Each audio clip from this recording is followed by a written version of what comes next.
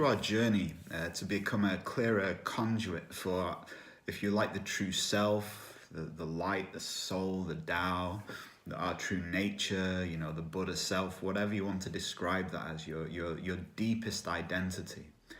We have to remove, as I've said in a previous video, we have to learn to remove all the obstacles that present, like literally layers or walls to our inner light shining outwards. And so one of those layers that we have to heal, we could put under the umbrella term as guilt and shame. And so we need to learn, you could describe it this way, we need to learn to see ourselves as God or the soul or the light, or how those things see us is how we need to learn to see ourselves. Now, because we have a warped view, because we've projected in our ancient thinking all our human insecurities onto what you could call the divine, we've created, or years ago, thousands of years ago, we created this divine consciousness that we couldn't get our head around, because it was both unconditional love, yet at the same time was full of judgment and hatred and retribution, all of which were complete fabrications, human inventions. So coming back to self-forgiveness,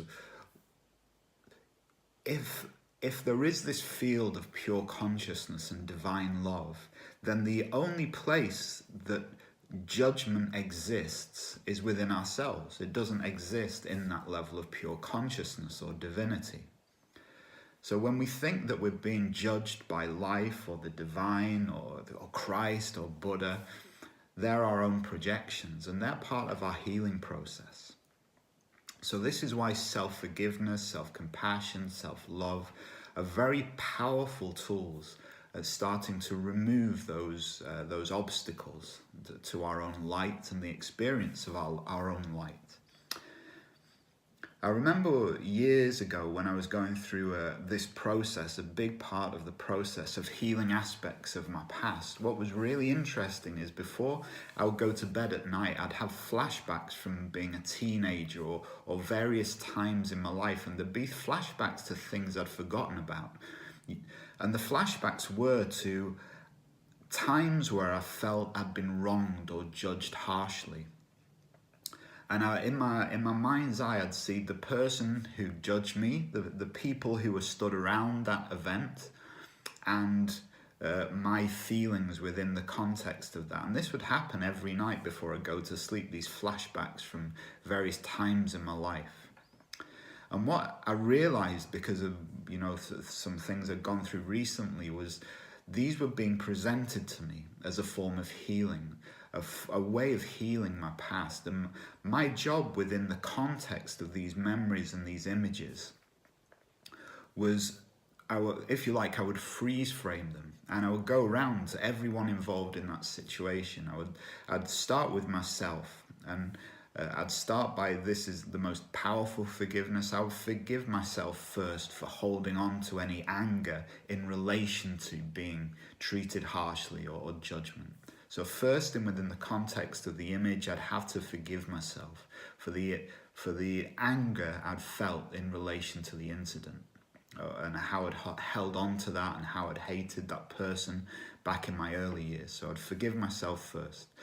And then I'd send forgiveness to the person secondly who I'd perceived had done something wrong to me.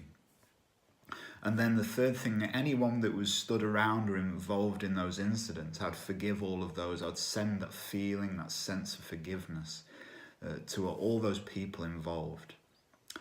And the more that I would do that, then all these things from my past, I would feel I'd healed them, I'd let them go.